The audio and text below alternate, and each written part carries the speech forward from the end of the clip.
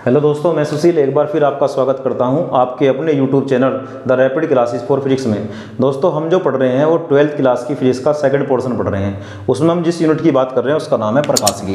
प्रकाशिकी को बोलते हैं हम रे ऑप्टिक्स।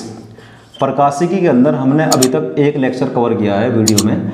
प्रकाशिकी को बोलते हैं हम रे ऑप्टिक्स। इसके अंदर हम क्या क्या पढ़ चुके हैं एक बार मैं उसको बताता हूँ ब्रीफ में। हमने वीडियो लेक्चर 1 में हमने जाना प्रकाश क्या होता है, फिर हमने समझा प्रकाश किरण किसे कहते हैं, फिर हमने जानने का प्रयास करा कि प्रकाश का परावर्तन क्या होता है, और उसी लास्ट वीडियो में हमने कवर करा था प्रकाश के परावर्तन के कुछ नियम होते हैं जो हमारे से आने चाहिए। आज जो हम इस वीडियो में बात करने जा रहे हैं वे मेन टॉपिक हमारे ये रहेंगे। सबसे पहले हम आज बात करेंगे प्रतिबिंब के बारे में कि एक्चुअली प्रतिबिंब होता क्या है। हम बात करेंगे प्रतिबिंब के बारे में। फिर हम जो बात करेंगे प्रतिबिंब के प्रकार पढ़ेंगे, प्रतिबिंब कितने प्रकार के होते हैं। फिर हम ये जानेंगे प्रतिबिंब के प्रकार। जो तीसरी बात हम इसमें कवर करेंगे वीडियो में आज वो है हमारी गोलीय दर्पण।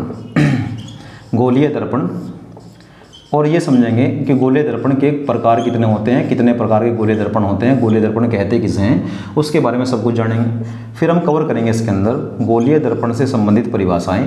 गोलीय दर्पण से संबंधित कुछ परिभाषाएं पढ़ेंगे हम। जैसे मैं लिख दूँ एक दो के नाम। जैसे हम जानेंगे कि ध्रुव किसे कहते हैं, इसी वीडियो में कवर करेंगे हम जानेंगे वक्रता त्रिज्या किसको कहते हैं, वक्रता त्रिज्या क्या होती है ये भी इसी वीडियो के अंदर कवर करेंगे। या वक्रता केंद्र किसको कहते हैं, हम जानेंगे मुख्य अक्ष क्या होती है। हम इस वीडियो के अंदर कवर करेंगे कि फोकस किसे कहते हैं, दर्पण का जो फोकस होता है जिसको हम मुख्य फोकस भी कहते हैं वो क्या होता है। फिर हम ये जानने का प्रयास करेंगे कि फोकस दूरी क्या है, फोकस दूरी क्या होती है। ये आज हम इस वीडियो के अंदर कवर करेंगे। एक बार आप इस पर स्क्रीनशॉट करके नोट करेंगे।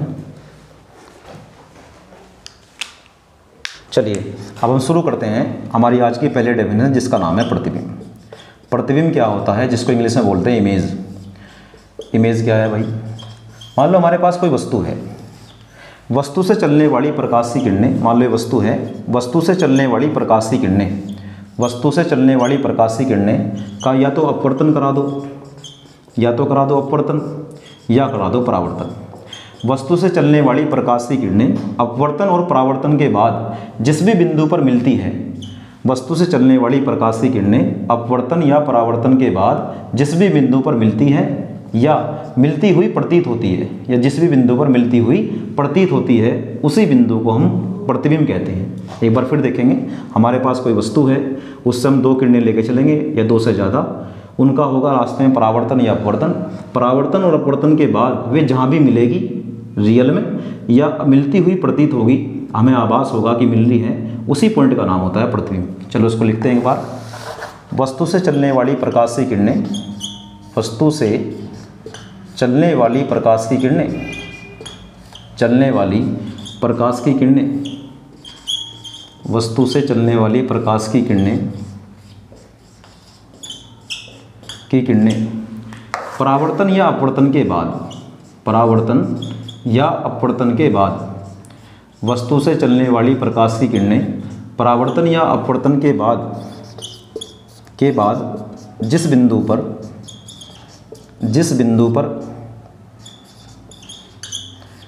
पर जाकर मिलती है, जिस बिंदु पर जाकर मिलती है या मिलती हुई प्रतीत होती है, या मिलती हुई प्रतीत होती है, मिलती हुई प्रतीत होती है,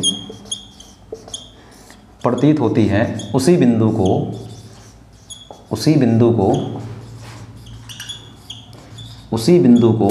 हम प्रतिबिंब कहते हैं, उसी बिंदु को हम प्रतिबिंब कहते हैं। यानी प्रतिबिंब की परिभाषा पढ़ने के बाद तुमने बात नोट करी होगी कि प्रतिबिंब बनने के लिए बेसिक जो शर्त है, हमारे पास कोई वस्तु होगी, उस वस्तु से क्या चलेगी, किरणें चलेगी। ये किरणें के रास्ते में क्या होगा, इसके बीच में क्या होगा, या तो परावर्तन होगा या फिर इसका अपवर्तन होगा, परावर्तन होगा या फिर अपवर्तन होगा। हम जो घटना आजकल इस वीडियो में जान रहे हैं, हम शुरुआत से जो पढ़ रहे हैं वो परावर्तन को पढ़ रहे हैं। अपवर्तन की जो मामला है वो थोड़ा कुछ दिनों बाद हम पढ़ेंगे, लेकिन फिर भी दोनों परिभाषा सटीक होती है कि वस्तु से कुछ किरणें चलेगी, उनका रास्ते में परावर्तन होगा या फिर अपवर्तन होगा, दोनों में से कोई एक चीज़ होगी। परावर्तन और अपवर्तन के बाद वे जहाँ भी मिलेगी या जहाँ मिलेगी या मिलती हुई प्रतीत होगी, उन दोनों ही कंडीशन में जो पॉइंट मिलेगा उस कटान बिंदु का नाम ही होता है प्रतिबिंब। यानी प्रतिबिंब के बारे में अगर बात करें तो दो प्रकार के प्रतिबिंब होते होंगे। एक तो वो जहाँ पर ये किरणें जाकर वास्तव में मिलती है, और एक जहाँ पर ये किरणें जाकर मिलती हुई प्रतीत होती है। तो प्रतिबिंब दो प्रकार के हैं। यदि ये किरणें वास्तव में मिलती हैं तो उस प्रकार के प्रतिबिंब को बोलते हैं वास्तविक प्रतिबिंब, और अगर ये किरणें मिलती हुई प्रतीत होती है, वास्तव में नहीं मिलती, उसको बोलते हैं काल्पनिक या आभासी प्रतिबिंब। तो इस बात से हमें पता लगा डेफिनेशन से कि प्रतिबिंब दो प्रकार के होते हैं। प्रतिबिंब दो प्रकार के होते हैं। प्रतिबिंब दो प्रकार के होते हैं। दो प्रकार के होते हैं। प्रकार के होते हैं। पहले वाले प्रकार का नाम है वास्तविक प्रतिबिंब। पहले वाले प्रकार का नाम है वास्तविक प्रतिबिंब, जिसको इंग्लिश में रियल इमेज कहते हैं। प्रतिबिंब जिसको इंग्लिश में कहते हैं रियल इमेज। और दूसरे का नाम होता है आभासी। इस आभासी को हम काल्पनिक भी कह सकते हैं। आभासी या काल्पनिक प्रतिबिंब।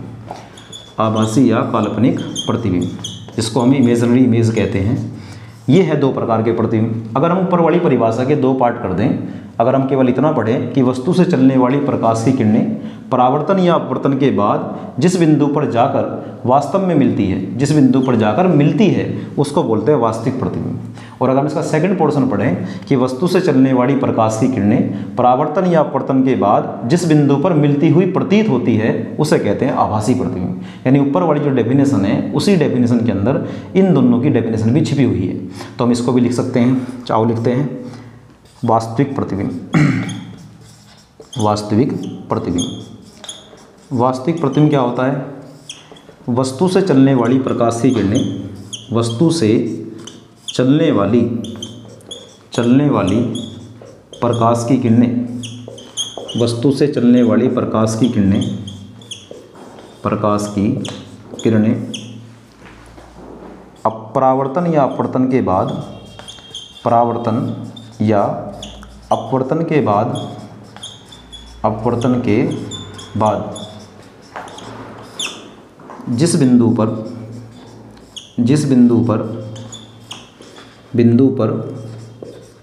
जाकर वास्तव में मिलती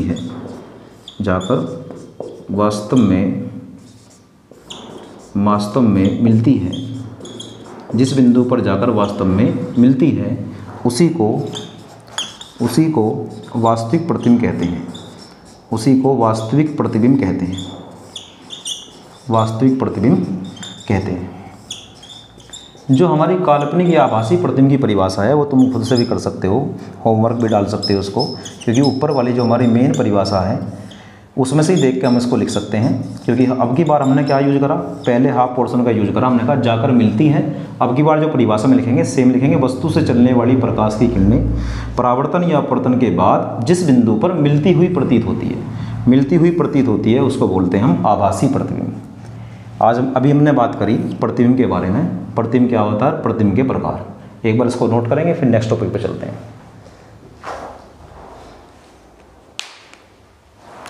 चलिए अब बात करते हैं हम अगले टॉपिक की, जो हमें इस वीडियो में कवर करना है। उसका नाम है गोलीय दर्पण। अब हम पढ़ेंगे गोलीय दर्पण। गोलीय दर्पण पढ़ने के पीछे एक जर्नी होती है पूरी। मैं तुम्हें पूरा डिटेल में बताऊंगा कैसे बनता है गोलीय दर्पण। सबसे पहले हम क्या करते हैं, खोखला गोला लेते हैं। खोखला गोला, इस खोखले गोले को अगर हम काट ले तो हमें जो मिला वो ऐसा मिलेगा, सेपरेट होकर इसमें से आएगा। अगर हम कट लगा के दिखावे यहाँ से, ये अलग पोर्शन हो जाएगा और वो पोर्शन अलग हो जाएगा। यानी हमारे पास क्या है, खोखला गोला है। खोखला गोला, इस खोखले गोले को हमने काट लिया तो जो हमें मिलता है इसका नाम होता है गोलीय पृष्ठ। एक बार बच्चे सब ध्यान देंगे क्या बता रहा हूँ हम बता रहे हैं गोलीय दर्पण। गोलीय दर्पण के बारे में क्या, मैं डेफिनेशन नहीं बता रहा, मैं बता रहा हूँ कि जो गोलीय दर्पण बना कैसे। हमने सबसे पहले खोखला गोला लिया, उसको सेपरेट काट लिया। काटने के बाद जो हमें उसका पोर्शन मिला, उसका नाम है गोलीय पृष्ठ। इसका नाम है गोलीय पृष्ठ। इस गोलीय पृष्ठ को हमने क्या करा, वन साइड से पॉलिश कर दिया, इसके ऊपर किसी चीज़ का लेप लगा दिया या पेंट कर दिया, तो ये ऐसा बन गया। अब जो बनकर तैयार हुआ इसका नाम है यार गोलीय दर्पण। क्या नाम है? गोलीय दर्पण। यानी अगर मैं एक्चुअली बात करूं गोलीय दर्पण क्या होता है, ये किसी खोखले कांच के या कांच के खोखले गोले से के द्वारा बनाया जाता है। वह दर्पण जो कांच के खोखले गोले को काटकर बनाते हैं, उसी का नाम होता है गोलीय दर्पण। जो किसी कांच के खोखले गोले को काटकर बनाते हैं, उसी का नाम क्या होता है? गोलीय दर्पण। आओ इसकी परिभाषा लिखते हैं। वह दर्पण जो किसी कांच के खोखले गोले को काटकर जो किसी कांच के खोखले गोले को काटकर बनाया जाता है गोलीय दर्पण कहलाता है। बनाया जाता है गोलीय दर्पण कहलाता है। गोलीय दर्पण कहलाता है। अभी तुमने एक बात नोट करी होगी कि जब मैं इस पोर्शन को काट के यहाँ बाहर लाया तो हमें एक ऐसी आकृति मिली थी, और तुमने देखा होगा कि मैंने इसका जब पेंट करा या पॉलिश करी या लेप करा किसी चीज़ का, वो बैक साइड में करा। इसको इधर भी तो कर सकते थे, हाँ कर सकते हैं। इसका मतलब यहाँ से एक बात निकल के आती है कि जो गोलीय दर्पण हैं वे दो प्रकार के होते हैं। एक तो वो जो तुम्हारे सामने ये है कि इसके जो उभरा हुआ भाग है उससे पालिश हुई है, एक ये हो जिसके दबे हुए भाग पर पालिश है, एक इस प्रकार का है। इसका मतलब गोलीय दर्पण कितने प्रकार के होते हैं? दो प्रकार के। कौन कौन से भाई? इसको भी देखते हैं। गोलीय दर्पण दो प्रकार के होते हैं।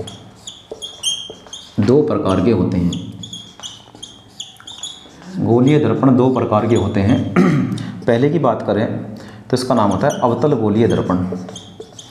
इसको शॉर्ट में अवतल दर्पण भी कहते हैं। और दूसरे का नाम होता है उत्तल दर्पण।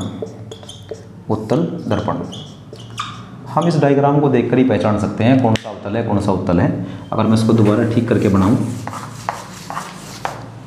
किस तरीके से, अगर ये हमारे पास एक डायग्राम है, इसको देखो, हमने इसके उभरे हुए भाग पे पॉलिश कर दी, तो ये जो मिला इसका नाम होता है अवतल दर्पण। बात क्लियर है? और अगर मैं इसकी बात करूं, इस प्रकार से बनाऊं और इधर पेंट कर दूं, तो ये जो बनता है इसका नाम होता है उत्तल दर्पण। इधर की तरफ तो पॉलिश हो गया, पेंट हो गया, उधर कुछ दिखता नहीं है, प्रकाश आएगा, इधर की तरफ टकराएगा, यहाँ पर परावर्तन होगा। अगर प्रकाश के परावर्तन की बात करें तो प्रकाश का परावर्तन इस साइड होगा, उस साइड नहीं होने का। जब इस साइड परावर्तन होगा तो इसको हम परावर्तक पृष्ठ भी कहते हैं। परावर्तक पृष्ठ, ये इसका परावर्तक पृष्ठ है। अगर मैं इस दर्पण की बात करूँ पर्टिकुलर, तो ऐसा दर्पण जिसका परावर्तक पृष्ठ अंदर को होता है या दबा हुआ होता है, वह दर्पण जिसका परावर्तक पृष्ठ दबा हुआ होता है वह कहलाता है हमारा अवतल दर्पण। और वह दर्पण जिसका परावर्तक पृष्ठ उभरा हुआ होता है, जिसका परावर्तक पृष्ठ क्या होता है? उभरा हुआ, वो कहलाता है हमारा उत्तल दर्पण। तो यहाँ से हमने जानने का प्रयास करा कि दर्पण किसे कहते हैं, गोलीय दर्पण किसे कहते हैं। और गोलीय दर्पण दो प्रकार के होते हैं, एक का नाम होता है अवतल दर्पण, एक का नाम उत्तल दर्पण। अवतल दर्पण वो जिसका परावर्तक पृष्ठ दबा हुआ होता है, और उत्तल दर्पण वो जिसका परावर्तक पृष्ठ उभरा हुआ होता है।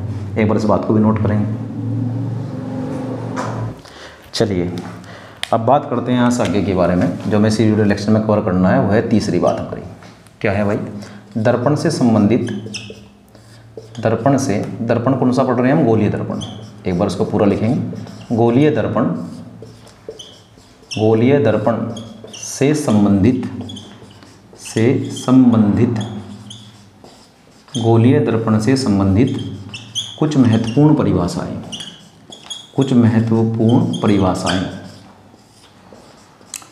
परिभाषाएं कह लो या जानकारी कह लो, हमें ये सब आना चाहिए। अगर हम गोलीय दर्पण को जानना चाहते हैं तो ये बात हमारे से पक्का आना चाहिए, क्योंकि इसके बिना हम गोलीय दर्पण को समझ नहीं पाएंगे। एक बार मैं लिस्ट बना दूं कि क्या है वो। गोलीय दर्पण से संबंधित जो बात है पहली, उसका नाम है ध्रुव। इसको पोल कहते हैं और इसको रिप्रेजेंट भी पी से करते हैं। ये होता है दर्पण का ध्रुव। दूसरा जो होता है उसका नाम है वक्रता त्रिज्या, वक्रता केंद्र बोल लो, वक्रता केंद्र। तीसरा जो होता है उसका नाम है वक्रता त्रिज्या। हमें ये चीज़ें सब पता होनी चाहिए, तभी हम गोलीय दर्पण को अच्छी तरीके से समझ पाएंगे, पढ़ पाएंगे। चौथी बात क्या है? चौथी बात है मुख्य अक्ष। और जो पांचवी मेन बात है इसके बारे में, उसका नाम है फोकस या मुख्य फोकस। अगर हम इतनी बात किसी गोलीय दर्पण के बारे में जानते हैं तो ये सफिशेंट है, और ये हमें दर्पण को पढ़ने में, समझने में हमारी सहायता करेगा। इसलिए हम शुरू करते हैं सबसे पहले ध्रुव से। ध्रुव किसे कहते हैं? दर्पण का ध्रुव।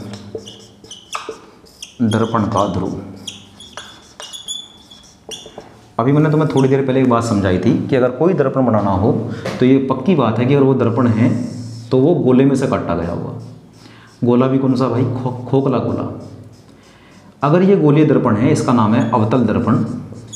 अवतल दर्पण, अभी थोड़ी देर पहले बताया, दर्पण दो प्रकार के हैं, एक का नाम अवतल है और एक का नाम उत्तल है। मैं दोनों को बना के दिखा रहा तुम्हें, एक बार इस बात को नोट करेंगे। जो मैंने पिछली बार तुम्हें थोड़ी देर पहले बताया वही यहाँ पे काम आने वाली बात है। ध्यान देंगे सब बच्चे। क्या बात है? हमने कहा था कि अगर हमें दर्पण बनाना है गोलीय दर्पण, तो वो किसी गोले में से कटा हुआ पोर्शन है। तो अगर मैं इमेजिन करूँ कि वो गोला ये रहा होगा, ये है वो कंप्लीट गोला। जिस गोले में से इसको निकाल के लाए, जिस गोले में से इसको निकाल के लाए, उस गोले का कोई ना कोई केंद्र रहा होगा। उस गोले के केंद्र को बोलते हैं वक्रता केंद्र। क्या बोलते हैं? वक्रता केंद्र। यानी जिसमें से काटा गया, जिस गोले का ये पोर्शन है, जिस गोले का हिस्सा है, उसी गोले के केंद्र को दर्पण का वक्रता केंद्र कहते हैं। तो फिर पक्की बात है कि उसकी कोई ना कोई त्रिज्या भी रही होगी। उस गोले की तो ये त्रिज्या थी, लेकिन इसकी बन गई वक्रता त्रिज्या। वक्रता त्रिज्या, चीज़ों को समझते हुए चलेंगे, चीज़ें आसान है। इस अगर उस दर्पण की बात करें तो ये किसी गोले में से काटा गया होगा। थोड़ी देर पहले बताया था कि अगर तुम्हें गोलीय दर्पण बनाना है तो एक खोखला गोला लेकर आओ, उसे काट लो, उसके वन साइड पॉलिश कर लो, तो दर्पण तैयार है। इसका गोला उधर की तरफ पूरा होता है, उसका भी कोई ना कोई केंद्र रहा होगा, उसका नाम है वक्रता केंद्र। यानी उस गोले के केंद्र को जिसमें से काटा गया, उसके केंद्र को इसका कहते हैं वक्रता केंद्र, और उसकी त्रिज्या को कहते हैं इसकी वक्रता त्रिज्या। वक्रता त्रिज्या। दो बात पता लगी। तीसरी बात क्या है? ये जो हमारा पूरा दर्पण है, ये जो दर्पण है हमारा, इसका कोई ना कोई मध्य बिंदु होगा। उस मध्य बिंदु को बोलते हैं ध्रुव। दर्पण के मध्य बिंदु को उसका ध्रुव कहते हैं। अब ये किसका मध्य बिंदु है? तुम जरा देखो ध्यान से, दर्पण यहाँ से शुरू, यहाँ पे खत्म। तो दर्पण इतना बड़ा है, ये दर्पण की जो अंदर की ये चौड़ाई है, इसको बोलते हैं दर्पण का द्वारक। क्या बोलते हैं? दर्पण का द्वारक। दर्पण का द्वारक। और दर्पण के द्वारक का जो मध्य बिंदु होता है उसको बोलते हैं ध्रुव। इसी प्रकार ये हमारा दर्पण है, ये इसका द्वारक है, इसका जो मध्य बिंदु होगा उसी का नाम होगा ध्रुव। हमें तीन बात समझ में आ गई। ध्रुव क्या है भाई? दर्पण के द्वारक का मध्य बिंदु। वक्रता केंद्र क्या है भाई? दर्पण जिस गोले में से काटा गया, उसके केंद्र को दर्पण का वक्रता केंद्र कहते हैं। वक्रता त्रिज्या क्या है भाई? गोलीय दर्पण जिस गोले में से काटा गया, उस गोले की त्रिज्या को इसकी वक्रता त्रिज्या कहते हैं। अब ये तीनों बात मैं लिखता हूँ एक एक करके। दर्पण का ध्रुव क्या है? दर्पण के द्वारक के, दर्पण के द्वारक के मध्य बिंदु को, मध्य बिंदु को ध्रुव P कहते हैं। ध्रुव P कहते हैं। एक बार फिर देखेंगे चित्र में, डायग्राम में। यहाँ पर है ध्रुव, ये इस द्वारक का लगभग मिड पॉइंट है, मध्य बिंदु है, इसलिए इसका नाम ध्रुव है। दूसरी परिभाषा क्या है भाई हमारी? हमारी जो दूसरी परिभाषा उसका नाम है वक्रता केंद्र।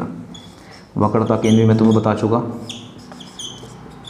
वक्रता केंद्र लिखते हैं गोलीय दर्पण, गोलीय दर्पण जिस गोले में से काटा जाता है, गोलीय दर्पण जिस गोले में से काटा जाता है, काटा जाता है, उसके केंद्र को, उसके केंद्र को दर्पण का वक्रता केंद्र कहते हैं। वक्रता केंद्र C कहते हैं। वक्रता केंद्र C कहते हैं। दो बात होगी। वक्रता त्रिज्या की क्या परिभाषा है भाई? वक्रता त्रिज्या की परिभाषा है, जहाँ पर तुम लोग केंद्र बोल रहे हो, एक बार वहाँ पर त्रिज्या को बोल कर देखो, तो जो परिभाषा बनेगी वही हमारी वक्रता त्रिज्या की परिभाषा है। मैं दिखाता हूँ। गोलीय दर्पण जिस गोले में से काटा जाता है, उसकी त्रिज्या को, उसकी त्रिज्या को हम दर्पण की वक्रता त्रिज्या R कहते हैं। तो अभी हमने कवर करा कि ध्रुव क्या है, त्रिज्या क्या है और वक्रता केंद्र क्या है। एक बार इसको नोट करेंगे, फिर हम आगे की बात करेंगे। चलिए, हमने बात करी कि दर्पण का ध्रुव क्या होता है, वक्रता केंद्र क्या होती है, वक्रता त्रिज्या क्या होती है। एक बार फिर डायग्राम में देखेंगे। अगर अब हम कभी दर्पण का चित्र बनाएंगे तो उसको बनाने के लिए हम क्या करेंगे, इन तीन बातों को वहाँ पे मेंशन करेंगे। क्या बात है भाई? वे जो मैंने अभी तुम्हें जस्ट थोड़ी देर पहले इन्फॉर्मेशन दी है, एक तो उसके बीचों बीच लिखेंगे P के ठीक सामने जो होता है वह है केंद्र C, और इनसे यहाँ से यहाँ तक की जो डिस्टेंस है उसका नाम होता है वक्रता त्रिज्या R। ये क्या है भाई? ये इन्फॉर्मेशन अभी तुम्हें मिली है, मैंने तुम्हें जानकारी दी कि दर्पण के बारे में कुछ खास बातें होती है, उसमें P भी है, C भी है और R भी है। दर्पण दूसरा भी है, एक बार उसको भी बना लेंगे। वो ऐसा होता है, उसका नाम है उत्तल दर्पण। इसका भी लिखेंगे। बीचों बीच क्या लिखते हैं, मध्य बिंदु है P, P के ठीक सामने क्या होता है C, और यहाँ से यहाँ तक की जो डिस्टेंस होती है उसका नाम होता है वक्रता त्रिज्या R। अब जो हम नई परिभाषा पढ़ रहे हैं उसका नाम है मुख्य अक्ष। जो चौथी परिभाषा हमारी बनती है इसमें, उसका नाम है मुख्य अक्ष। मुख्य अक्ष ये क्या है भाई, प्रिंसिपल एक्सिस बोलते हैं इसको। एक बार देखेंगे क्या है भाई। हमारे ये एक तो पॉइंट हमारा C है जिसको हम वक्रता केंद्र कहते हैं, वक्रता केंद्र। एक बिंदु हमारा ध्रुव है जिसको हम P कहते हैं। एक ऐसी काल्पनिक रेखा जो इन दोनों में से होकर गुजरती है, वह काल्पनिक रेखा जो वक्रता केंद्र C ध्रुव P में को होकर गुजरती है, ऐसी काल्पनिक रेखा को मुख्य अक्ष कहते हैं।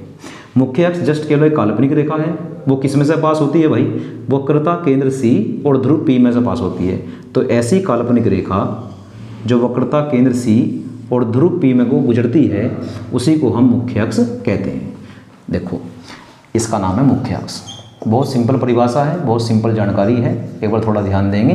वक्रता केंद्र C और ध्रुव P में को होकर जाने वाली रेखा वो कहलाती है मुख्य अक्ष। कैसी रेखा है भाई, रियल में होती है, काल्पनिक रेखा है। लिख दो, वह काल्पनिक रेखा, वह काल्पनिक रेखा, वह काल्पनिक रेखा जो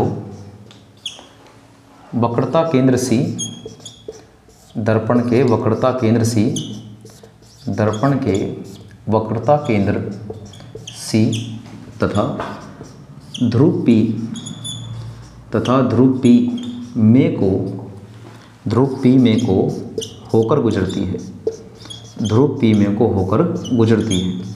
वह काल्पनिक रेखा जो दर्पण के ध्रुव, दर्पण के वक्रता केंद्र C तथा ध्रुव P में को होकर गुजरती है, उसी को हम मुख्य अक्ष कहते हैं। उसी को हम मुख्य अक्ष कहते हैं। उसी को हम मुख्य अक्ष कहते हैं। उसी को हम मुख्य अक्ष कहते हैं। यहाँ तक की बात क्लियर? एक बार इसको भी नोट करेंगे। अब बात करते हैं नेक्स्ट परिभाषा की, जो कि काफ़ी इंपॉर्टेंट परिभाषा है। इससे तुम्हें किरण के बारे में तो जरूर पता लगेगा कि कोई दर्पण इस विशेष किरण को कैसे मोड़ता है। इस परिभाषा का नाम है मेरे भाई मुख्य फोकस। इसको सब बच्चे बहुत ध्यानपूर्वक देखेंगे, इसको हम समझने का पूरी तरीके से प्रयास करेंगे क्या है मुख्य फोकस। पहले तो मैं बता दूं, मुख्य फोकस जो होता है वो पॉइंट होता है जो कि मुख्य अक्ष का कोई बिंदु है। अभी हमें नहीं पता क्योंकि हमने समझा नहीं, इसलिए हमें अभी नहीं पता कहाँ है वो बिंदु। उस बिंदु को फाइंड करने के लिए एक तरीका है कि तुम दर्पण के ऊपर एक किरण डाल दो। किरणें तो बहुत प्रकार से डाली जा सकती है, लेकिन ये कौन सी किरण है भाई, ये है मुख्य अक्ष के समांतर आने वाली किरण। मुख्य अक्ष के समांतर आने वाली किरण, ये मुख्य अक्ष के समांतर आने वाली किरण है। इस किरण में एक खास बात है जो उसके नाम में है, मुख्य अक्ष के समांतर आने वाली किरण। कुछ लोग इस शब्द को नहीं समझ रहे, अगर वो समझेंगे, ये हमारी मुख्य अक्ष है, जितना अंतर इस किरण का इसके साथ है उतना ही अंतर इसका यहाँ भी है, उतना ही अंतर यहाँ भी है, इसलिए इस किरण का नाम है मुख्य अक्ष के समांतर आने वाली किरण। आने वाली किरण, जब कोई किरण दर्पण से टकराती है तो दर्पण उसका करता है परावर्तन, और परावर्तन को मैंने तुम्हें लास्ट वीडियो में बताया था। जिन बच्चों ने अभी वो वीडियो नहीं देखी है, एक बार जाकर उसको देखेंगे, क्योंकि समझने में फिर दिक्कत कम होगी। लेकिन प्रयास करेंगे देखने का भी, समझ में आएगा। लेकिन और भी अच्छा समझना चाहते हैं तो एक बार जाकर उस वीडियो को जरूर देखेंगे, उसका लिंक हम डिस्क्रिप्शन में डाल देंगे, तुम वहाँ पर जाकर देख सकते हो। फिर भी फोकस करेंगे अपनी बात पे। हमने कहा था ऐसी किरण मुख्य अक्ष के समांतर आने वाली प्रकाशीय किरण। मैं कहना चाह रहा था जब कोई प्रकाशीय किरण दर्पण पर आकर पड़ती है तो दर्पण उसका परावर्तन करेगा। परावर्तन करेगा मतलब मुड़ेगा, वो मुड़ के कहीं ना कहीं को तो जागी। मान लो मुड़ के ऐसे चली गई, जब मुड़कर इधर गई, इसका नाम है परावर्तित किरण। परावर्तित किरण जो परावर्तन के बाद पैदा होती है उसका नाम परावर्तित किरण है। ये परावर्तित किरण मुख्य अक्ष को जिस भी बिंदु पर काटती है उसी का नाम है मुख्य फोकस। मुख्य फोकस वो पॉइंट है जो मुख्य अक्ष के समांतर आने वाली प्रकाशीय किरण परावर्तन के बाद जाकर मुख्य अक्ष को जिस बिंदु पर काटती है उसी बिंदु का नाम है मुख्य फोकस। आइए उसमें करके देखते हैं। मुख्य अक्ष के समांतर आने वाली प्रकाशीय किरण दर्पण से परावर्तन होगा। ये किरण उधर तो जा नहीं सकती, उधर नहीं जा सकती क्योंकि उधर तो पेंट हुआ है, केवल इधर ही होगा। तो परावर्तन होगा इस प्रकार, और ये इधर से आती हुई प्रतीत होगी। अब तुम ये डायग्राम देखने के बाद तुम्हारे जहन में कुछ ना कुछ सवाल आ रहे होंगे कि सर जो हमारा ये वाला दर्पण है, आपने इसको तो नीचे को मोड़ दिया किरण को, वो किरण ने ऊपर को उठा दी, उसको इस तरह कर दिया, उसको क्यों नीचे मोड़ दिया गया। एक तो इसका वैसा कारण है जो मैं तुम्हें बताना चाहूँ कि उधर किरण जा नहीं सकती, क्योंकि उधर पर क्या हो रहा, उधर पर पेंट हो रहा, उधर आर पार निकल नहीं सकती किरण, एक बात।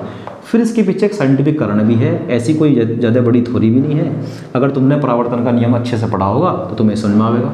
1 मिनट पहले हम परिभाषा लिखते हैं, फिर इस बात को डिटेल में एक्सप्लेन करेंगे कि इस वाले दर्पण ने किरण नीचे को मोड़ दी, उस वाले दर्पण ने किरण ऊपर को उठा दी, इसके पीछे क्या थ्योरी है, क्या लॉजिक है, हम कैसे समझ सकते हैं कि ये इधर को मुड़ेगा, ये सब हम जानेंगे। पहले एक बार परिभाषा लिखते हैं। क्या परिभाषा है भाई कि मुख्य अक्ष के समांतर जो किरण आई वो परावर्तन के बाद जिस बिंदु पर काटती है या जिस बिंदु से आती हुई प्रतीत होती है उसी बिंदु का नाम है मुख्य फोकस। आओ लिखते हैं इसको एक बार। मुख्य अक्ष के समांतर, मुख्य अक्ष के समांतर, मुख्य अक्ष के समांतर आने वाली प्रकाश की किरण, आने वाली प्रकाश की किरण, मुख्य अक्ष के समांतर आने वाली प्रकाश की किरण, किरण दर्पण से परावर्तन के बाद, दर्पण से परावर्तन के बाद, दर्पण से परावर्तन के बाद मुख्य अक्ष के, दर्पण से परावर्तन के बाद मुख्य अक्ष के जिस बिंदु से होकर जाती है, मुख्य अक्ष के जिस बिंदु से होकर जाती है, बिंदु से होकर जाती है। एक बात तो ये होगी, होकर जाती है, ये कहाँ पे हो रहा भाई, ये हो रहा हमारे इस वाले दर्पण में। परावर्तन के बाद जिस बिंदु में को होकर जाती है उसको ज़रा ध्यान से देखिए, उसमें होकर नहीं जाती, वहाँ से आती हुई प्रतीत होती है। परावर्तन के बाद जिस बिंदु से होकर जाती है या जिस बिंदु से आती हुई प्रतीत होती है, जिस बिंदु से आती हुई प्रतीत होती है, आती हुई प्रतीत होती है, प्रतीत होती है, उसी बिंदु को, उसी बिंदु को दर्पण का ध्रुव, दर्पण का मुख्य फोकस, दर्पण का मुख्य फोकस F कहते हैं, दर्पण का मुख्य फोकस F कहते हैं। अभी जस्ट हमने इस वाले डायग्राम में तुम्हें परिभाषा समझाने का प्रयास करा है। अब हम जो बात करेंगे, हम ये बात करेंगे कि ये किरण इधर क्यों कैसे आई, क्या रीज़न है, उस वाले दर्पण ने किरण को ऊपर को क्यों उठाया, क्या रीज़न है। एक बार इसको नोट करेंगे, उसके बाद हम इस बारे में बात करेंगे। चलिए अब बात करते हैं कि अब हम किस बारे में बात करेंगे। पहले मैं एक बार तुम्हें थोड़ा सा इसकी भूमिका बना दूं। ये हमारे पास दर्पण होता है जिसका नाम होता है हमारा अवतल दर्पण। है ये गोलीय दर्पण, लेकिन गोलीय दर्पण का एक विशेष प्रकार है जिसका नाम है अवतल दर्पण। मैं थोड़ा सा और बता दूं, अगर अवतल दर्पण वो है जिसका परावर्तक पृष्ठ अंदर को दबा हुआ होता है, इसलिए इसका नाम अवतल दर्पण है। जब भी हम कोई दर्पण बनाते हैं उसके बारे में कुछ बातें हैं जो विशेष प्रकार से लिखनी पड़ती हैं। इसके ठीक बीचों बीच ध्रुव होता है, ध्रुव के ठीक सामने C, और अभी हमने रिसेंटली फाइंड करा है जिसका नाम होता है फोकस। फोकस क्या है भाई, मुख्य अक्ष के समांतर आने वाली प्रकाश की किरण परावर्तन के बाद जिस बिंदु में को जाती है उसी का नाम फोकस है। अगर मैं इस बड़े दर्पण की बात करूं तो इसका फोकस यहाँ है जो कि वास्तव में है, लेकिन अगर दर्पण दूसरा बनाऊं, इसके बारे में बात करूं, इसका नाम है उत्तल दर्पण। और इसी के केस में अगर वही किरण इस पर डाल ली जाए, एक बार इसको कंप्लीट कर दूं मैं, पी के ठीक सामने बनता है C। ये इन्फॉर्मेशन मैंने तुम्हें भी 2 मिनट पहले वीडियो के अंदर दी है, जिसने नहीं देखी वो जाकर उसको एक बार देख सकता है। ओके, इसमें आने वाली जो मुख्य इसके समांतर आने वाली किरण है ये रियल में वहाँ को गुजरती नहीं है, वहाँ से आती हुई प्रतीत होती है। तो अब ये कारण हमें जानना था, ऐसा क्यों। देखो, इसको समझने के लिए तुम्हें सबसे पहले एक बार बेसिक देखना पड़ेगा जो परावर्तन का नियम का बेसिक है।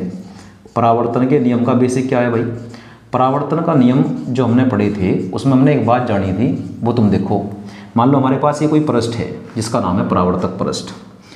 अगर हमें इसके द्वारा प्रकाश का परावर्तन कराना है, जो कि हमने फर्स्ट वीडियो में अच्छी तरह क्लियर करा है, अगर हमें इसके द्वारा परावर्तन कराना है तो हमें सबसे पहले इसके ऊपर एक काल्पनिक रेखा खींचनी पड़ेगी, और वो काल्पनिक रेखा इसके लंबवत जाएगी। उस लंबवत काल्पनिक रेखा को अभिलंब कहते हैं। इसको तुम बिल्कुल डिटेल में समझना, अभी मैं सब क्लियर कर दूंगा, इसमें कोई दिक्कत वाली बात नहीं है। अगर हमारे पास कोई पृष्ठ है जिसके द्वारा परावर्तन कराना है, उससे परावर्तन कराने से पहले की एक शर्त है कि उस पर एक काल्पनिक रेखा खींचो जो कि उस पर लंबवत होगी, उसका नाम है अभिलंब। तुम जरा यहाँ पर आओ, ये हमारा यो भी तो एक परावर्तक पृष्ठ है। क्यों है ये परावर्तक पृष्ठ? क्योंकि वो परावर्तन करता है। अगर ये परावर्तन करता है और तुम्हें इसको इस पर नियम लगाना है तो उससे पहले तुम्हें सबसे पहले इसके अंदर इसका एक वो काल्पनिक रेखा जिसको अभिलंब कहते हैं वो खींचना पड़ेगा। अभिलंब क्या होता है मेरे भाई? अभिलंब होता है परावर्तक पृष्ठ पर डाला गया लंब, यानी इस परावर्तक पृष्ठ पर जो लंबवत रेखा है उसी का नाम अभिलंब है। अब जैसे हमारे पास ये समतल दर्पण था तो 90 डिग्री का कोण बनाती हुई रेखा खींच दी, बड़ा सिंपल पड़ा, वहाँ अभिलंब कौन होगा भाई? तुमने एक बात पढ़ी होगी कि जो ये होता है कर्वेचर जिसको हम बोलते हैं वक्र, इसकी एक केंद्र होता है और केंद्र को परिधि से मिलाने वाली जो रेखा होती है वो परिधि पर लंब होती है। क्योंकि ये किसी गोले में से कटा हुआ भाग है, इसके लिए उसकी परिधि रही होगी और उसमें केंद्र से परिधि को मिलाने वाली रेखा जो होती है वो परिधि पर लंब होती है, यानी मैंने क्या करा, इसका अभिलंब खींच लिया। इसी प्रकार वो अभिलंब वहाँ भी खींच सकते हैं हम। ये इसका केंद्र है, ये बिंदु है, इसमें को पास होने वाली जो रेखा होगी वो अभिलंब होगी, क्योंकि यो केंद्र को इससे परिधि से मिलाने वाली रेखा एक्चुअली त्रिज्या होती है और त्रिज्या परिधि पर हमेशा लंब होती है, इसलिए इसका भी अभिलंब खींच गया। यानी हमने उस वाले डायग्राम से इस वाले डायग्राम की जो तुलना करी तो हमने पाया कि अभिलंब खींचना जरूरी है, एक बात। दूसरी बात, परावर्तन करते समय हमने बताया था कि ये जो किरण आकर पड़ती है इसका नाम होता है आपतित किरण। क्या नाम होता है? आपतित किरण। जो किरण आकर पड़ती है उसका नाम है आपतित किरण, और जो किरण अभिलंब के साथ कोण बनाती है उसका नाम है आपतन कोण। ऐसी बात वहाँ देखेंगे। तुम्हारी आने वाली किरण तो मेरे भैया है जिसका नाम है आपतित किरण, तो हमारी आपतित किरण तो ये बन गई। आपतित किरण ने इस अभिलंब के साथ जो कोण बनाया वो बन गया हमारा आपतन कोण आई। यहाँ तक की बात क्लियर? ऐसी वहाँ पर देखो, ये क्या है हमारी इस वाले डायग्राम में आपतित किरण है, आकर पड़ने वाली किरण का नाम क्या होता है? आपतित किरण। और आपतित किरण अभिलंब के साथ जो कोण बनाती है उसका नाम होता है आपतन कोण आई। एक बात। दूसरी बात क्या है, जब परावर्तन होगा तो ये परावर्तन के बाद अभिलंब से दूसरी साइड गुजरेगी। ये अभिलंब के इधर से आई थी, अभिलंब के दूसरी साइड वो जागी, जिसका नाम होता है परावर्तित किरण। यानी परावर्तन के बाद जो किरण प्राप्त होती है उसका नाम होता है परावर्तित किरण। और परावर्तित की किरण अभिलंब के सेकंड पोर्शन से उधर की तरफ गुजरती है। एक बार जरा यहाँ देखेंगे। अब तुम आओ, ये तो आपतित किरण है, परावर्तन के बाद जो किरण गुजरेगी वो इस अभिलंब के इधर की तरफ गुजरेगी, इसे नीचे को आवेगी और यहाँ पर जो कोण बनेगा उसका नाम होगा आर, और ये बन जाएगी हमारी परावर्तित किरण। इसलिए इस वाले दर्पण में जो हमारी किरण आई है निकल कर वो नीचे को आई है।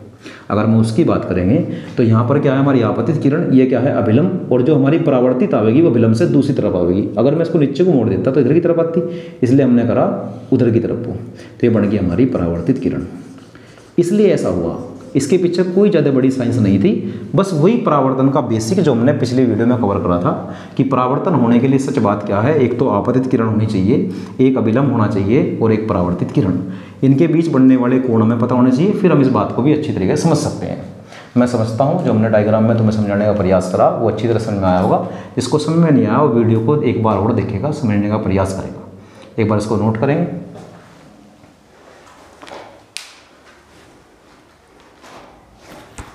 चलिए आज हम जो बात करते हैं अपने अब लास्ट टॉपिक की बात करेंगे, उसका नाम है फोकस दूरी। फोकस दूरी, इसको फोकल लेंथ बोलते हैं। ज़्यादा बड़ी बात नहीं है, आसान बात है। जितना हमने अभी इस वीडियो में कवर करा दर्पण के बारे में उसको मैं थोड़ा एक बार रिवाइज भी करा दूँ और तुम्हारी फोकस दूरी की परिभाषा भी उसके अंदर ही मेंशन हो जाएगी। ये हमारा अवतल दर्पण है, याद रखना भाई, अवतल दर्पण। यहाँ से आगे जो हम पढ़ाएंगे तुम्हें इसके अंदर वो तभी अच्छा लगेगा या जब भी तुम्हें समझ में आएगा जब हम इतना सारा बेसिक अपने साथ अपनी नॉलेज को बढ़ाते हुए लेकर आगे बढ़ेंगे, तभी हम चीज़ों को समझ पाएंगे। उत्तल दर्पण, हम जब भी दर्पण बनाएंगे इतना बना के नहीं ख़त्म करने के काम, उसके बारे में कुछ विशेष बातें लिखेंगे। जैसे ठीक बीचों बीच लिखेंगे P और P के ठीक सामने लिखेंगे हम C, इनके ठीक बीचों बीच लिखेंगे मुख्य फोकस F। इनमें को जाने वाली एक रेखा बनाएंगे जिसका नाम होता है मुख्य अक्ष। ये जानकारी अभी मैंने वीडियो में तुम्हें दी है। इसी प्रकार नीचे वाले दर्पण के साथ करेंगे। इसके ठीक बीचों बीच लिखेंगे P के ठीक सामने उधर लिखेंगे C, इन दोनों के ठीक बीच में लिखेंगे F और इनमें को जाने वाली एक रेखा खींचेंगे जिसका नाम है मुख्य अक्ष। अब हम किसकी बात कर रहे हैं भाई? हमारा टॉपिक क्या है? हमारा टॉपिक है फोकस दूरी। ये क्या होती है भाई? ये हमारा मुख्य फोकस है। मुख्य फोकस, इस मुख्य फोकस से ध्रुव तक की जो दूरी है, ध्रुव तक की जो दूरी है उसी का नाम है फोकस दूरी। दर्पण के ध्रुव P से, इसका नाम ध्रुव है, दर्पण के ध्रुव P से फोकस तक की दूरी को फोकस दूरी कहते हैं। दर्पण के ध्रुव P से फोकस तक की दूरी को फोकस दूरी कहते हैं। लिखते हैं इसको भी, दर्पण के ध्रुव P से, ध्रुव P से फोकस तक की दूरी को, फोकस F तक की दूरी को, F तक की दूरी को, फोकस F तक की दूरी को फोकस दूरी, फोकस दूरी स्मॉल f कहते हैं, छोटा f कहते हैं। ये थी हमारी आज की वीडियो लेक्चर जिसमें हमने ये सब बातें कवर करी। एक बार इसको नोट करेंगे। चलिए, आज हमने इस वीडियो में जानने का प्रयास किया कि प्रतिबिंब क्या होता है, प्रतिबिंब के प्रकार क्या होते हैं। फिर हमने समझने का प्रयास करा गोलीय दर्पण क्या है, गोलीय दर्पण के प्रकार क्या है, उसके बारे में कुछ विशेष बातें हैं जो हमने जानने का प्रयास करा। इस वीडियो को एक बार फिर देखना, जो बात नहीं समझ में आई 2 बार रिपीट करना। और आज के लिए इस वीडियो में इतना ही काफ़ी है। यहाँ से आगे की बात हम नेक्स्ट वीडियो में करेंगे। Thanks for watching.